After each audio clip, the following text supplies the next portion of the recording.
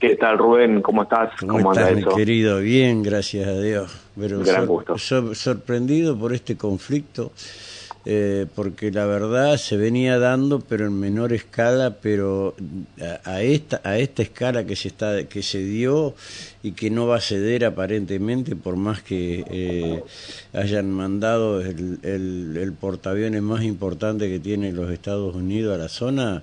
Yo creo que no se va no se va a calmar, sino que se va a agudizar, porque van a lograr de un lado y del otro adhesiones, fundamentalmente allí en el mundo turco, ¿no? Sí, vos lo decías muy bien, Rubén, en tu introducción. Lo que es Oriente Próximo, para nosotros Oriente Medio, es Uh-huh. una zona extremadamente conflictiva. Uh-huh. Vos lo planteabas muy bien en tu introducción. No es un conflicto nuevo, evidentemente es un conflicto que arrancó prácticamente desde la creación vía mandato de la Organización de las Naciones Unidas Sí. del Estado de Israel, ¿no es cierto?, en el año 1948, Uh-huh. ¿no? Sí, sí. En un territorio terrestre, en un territorio marítimo disputado finalmente, ¿no es cierto?, por dos grandes grupos humanos, por dos grandes organizaciones humanas, Uh-huh. como son por un lado el pueblo de Israel, y Uh-huh. por el otro lado el pueblo palestino, Uh-huh. evidentemente. Uh-huh. Uh-huh. Vos recordarás muy bien, Rubén, y tu Uh-huh. enorme audiencia también, la famosa guerra del Yom Kippur, Yom allá por la Kippur, sí. década Uh-huh. del 70, Uh-huh. una guerra muy rápida, una guerra relámpago que no duró más de 6 días aproximadamente, Uh-huh. donde las fuerzas de defensa israelí, más que nada, Uh-huh. fíjate vos que ellos tienen una estructura que no hace divisiones, digamos, como podría ser en el caso de la Argentina, ¿no es Sí. cierto?, entre fuerzas terrestres, Uh-huh. fuerzas marítimas, fuerzas Esta es aéreas. una sola. Uh-huh. Es toda una sola fuerza. Las famosas fuerzas de defensa israelíes Uh-huh. reaccionaron, ¿no es cierto?, muy rápidamente. Uh-huh. La extensión, ¿no es cierto?, del territorio israelí también hacia otros lugares, por ejemplo, los llamados Altos del Golán, Exacto. que antes estaban dentro del territorio de Siria, Uh-huh. pero que en todo caso, digamos, con esta política expansiva, territorialmente hablando y humanamente hablando también por parte del Estado de Israel, fue posteriormente ocupado.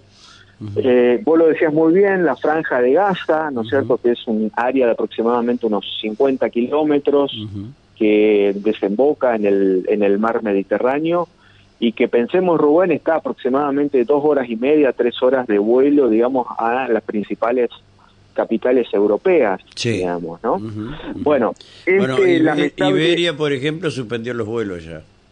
Bueno, Casi en exactamente. toda Europa. Y vos lo decías, que lo que se avecina es muy probablemente una intensificación, ¿no es cierto?, Sí. del conflicto. Uh-huh.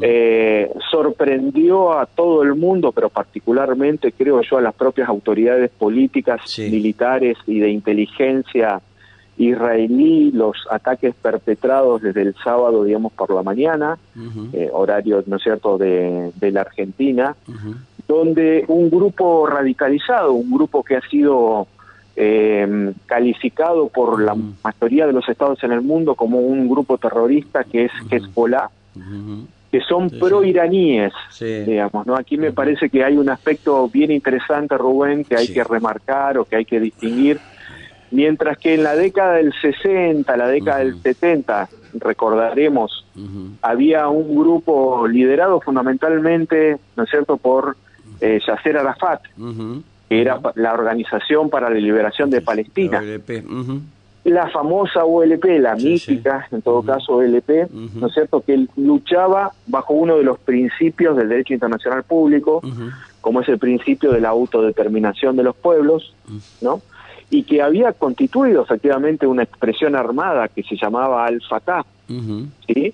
Bueno, descendientes de alguna manera directa de Al-Fatah, tenemos a Hezbollah, serían algo así como los nietos, ¿no es cierto?, de aquellos hombres y mujeres que se organizaron oportunamente para luchar por justamente la constitución de un Estado palestino y que lamentablemente no lograron, digamos, su cometido, ¿no?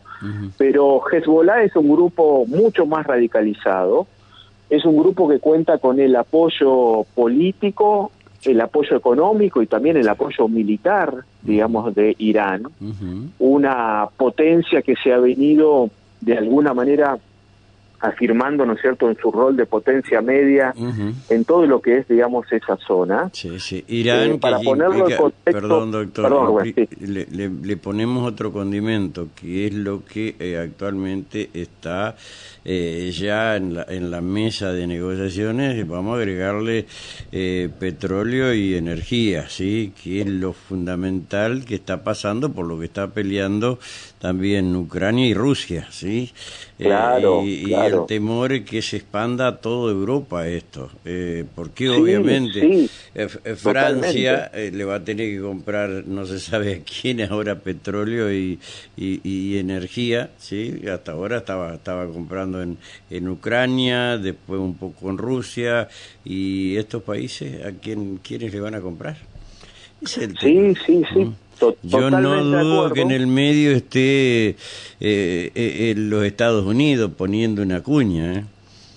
Bueno, a ver, vos lo dijiste muy bien en tu introducción, digamos, de alguna manera la creación del Estado de Israel, formalmente hablando, se debió en gran medida, ¿no es cierto?, a esfuerzos muy importantes de buena parte de la dirigencia política norteamericana de la década del 40 y probablemente de algún tiempo antes, para poner una suerte de enclave, ¿no es cierto?, en un mundo eminentemente musulmán, digamos, poner un enclave, ¿no es cierto?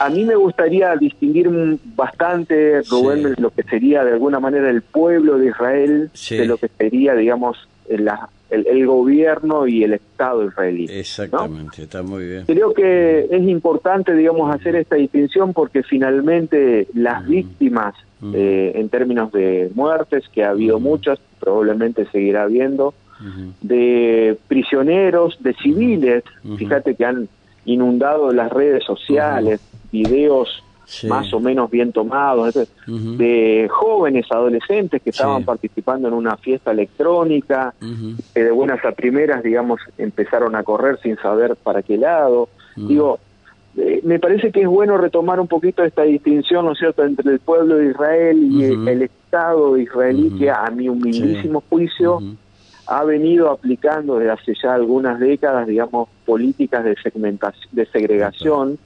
Se habla de un Estado, digamos, apartheid, de alguna manera como había sido Sudáfrica, durante varias décadas, ¿no es cierto?, hasta la llegada de Nelson Mandela, ¿no?, al poder. Me parece que aquí finalmente las víctimas, digamos, son las mujeres, los hombres, los niños, los ancianos, civiles que tienen de alguna manera relativamente poco que ver, ¿no es cierto?, con la toma de decisiones de, reitero, lo que para mí es un Estado que en los últimos tiempos, digamos, se ha transformado, no voy a decir en un Estado terrorista, pero sí en un Estado que de alguna manera aplica en muchos casos políticas violatorias a los derechos humanos. Vos sabés que... no lo estoy diciendo yo, me estoy basando, Rubén, fundamentalmente en varios informes de el área de derechos humanos de la Organización de las Naciones Unidas, ¿no? De hecho, también, fíjate vos, una de las primeras respuestas del Estado de Israel fue cortar el suministro de agua, el suministro de corriente eléctrica, el suministro de medicamentos, el suministro de víveres o de alimentos a toda la población palestina que está asentada en la franja de Israel, en la franja de Gaza. Profundizando, obviamente, el bloqueo que se viene haciendo hace bastante tiempo. Y en este sentido, vos sabés que yo la escuchaba, bueno, medio que le entendía algo, ¿no? Decir que había una transcripción a la embajadora palestina en Chile anoche, en uno de los canales de la CNN, hablar de esto mismo que vos estás hablando, de tanto sufrimiento del pueblo palestino a manos de los israelíes, del gobierno israelí, sino del pueblo, con respecto a no solamente a los bloqueos, sino al tema sanitario, que es fundamental, ¿no? Por supuesto. En una política, Rubén, también que varias de las últimas administraciones, de los últimos gobiernos israelíes ha tenido que ver, ¿no es cierto?, con crear asentamientos de colonias, avanzando, ¿no es cierto?, sobre territorio palestino, brindando, ¿no es cierto?, toda una serie de servicios y de obras públicas ligadas a agua corriente, ligadas a electricidad, en un tiempo muy breve, en un lapso muy corto, frente, digamos, a esas penosas condiciones, ¿no es cierto?, humanitarias, digamos, que sufre una porción importante, ¿no es cierto?, de la población palestina. Sí, decía esta señora anoche que finalmente todo el mundo va a pagar las consecuencias directas o indirectamente de esto que está ocurriendo, porque ya no estamos aislados, no están solos, sino que el mundo se ha integrado, entonces evidentemente para un lado o para el otro va a haber consecuencias, o el aumento de la energía, el aumento del petróleo, etcétera, que eso normalmente lo manejan los Estados Unidos, y ahí está el gran tema, ¿no? Exactamente, pero te agrego también otro impacto, Rubén. Esta era una zona que en los últimos tiempos, debido a una relativa estabilidad, había de alguna manera crecido económicamente, atrayendo al turismo, digamos, ¿no? Hay muchos lugares en esta zona, en Palestina, ¿no es cierto?, que son lugares importantes para la religión cristiana, para la religión judía, para la religión musulmana, y de alguna manera también un cierto y pequeño crecimiento, digamos, se había venido dando de la mano, ¿no es cierto?, de un turismo más religioso, si vos querés, para llamarlo de alguna manera, más cultural, etcétera. Bueno, todo eso evidentemente está puesto en duda, digamos, ¿no? Y no sabemos, como vos lo decías muy bien, varias líneas aéreas empiezan ya a suspender los vuelos hacia esa región. Efectivamente, el impacto no es solamente el impacto inmediato, sino que tenemos que prepararnos para un mundo crecientemente más inestable en todos los órdenes, en el mundo energético, en el campo de la investigación, en el campo del turismo. En este sentido, Rubén, y si me permitís hacer una última reflexión, Argentina, digamos, en este sentido tiene una cierta ventaja, ¿no? Estamos relativamente lejos, estamos relativamente aislados. No quiere decir que no nos vaya a llegar el problema. Bueno, claro, más allá de que sabemos que, y vos lo decías muy bien en tu intervención, este contexto de globalización hace que las diferencias entre los estados y sus fronteras sean cada vez más borrosas.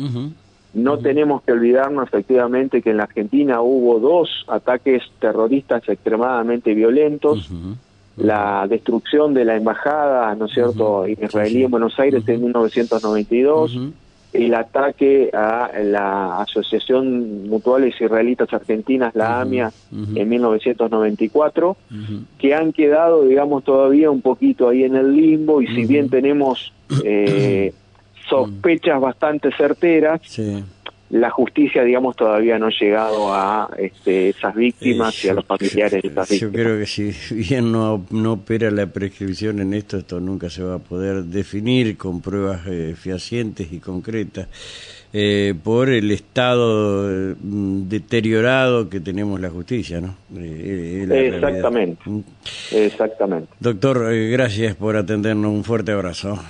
Al contrario, Rubén, un fuerte abrazo a disposición. Chao, gracias, hasta luego.